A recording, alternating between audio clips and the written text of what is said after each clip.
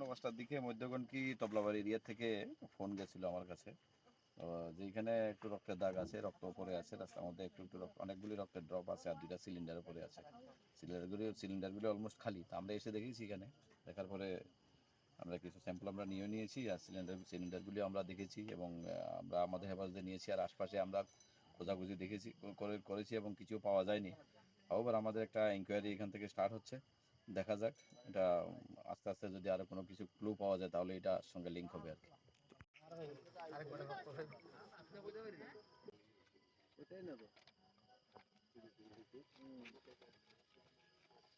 একটা কাটিয়ে দিলেন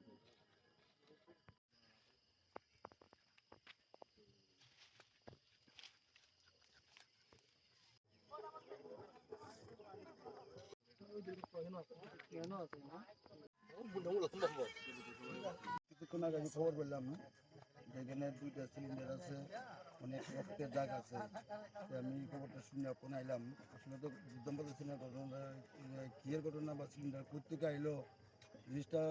যদি আমরা সবাই তো দ্বন্দ্বের মধ্যে আছি, আমাদের এলাকাবাসীর তরফ থেকে পিএসটা জানানো হয়েছে, মানে যদি পুলিশ আইয়ে এগুলো যদি উদ্ধার করে লিয়ে যায়, তদন্তের মাধ্যমে সঠিক জিনিসটা উদ্ধার হোক এবং যদি দোষীদেরকে চিহ্নিত করা যায় তাদেরকে যাতে উপযুক্ত শাস্তি হয়, আমরা এলাকাবাসীর তরফ থেকে এটা আমরা সবার কাছে অনুরোধ করছি।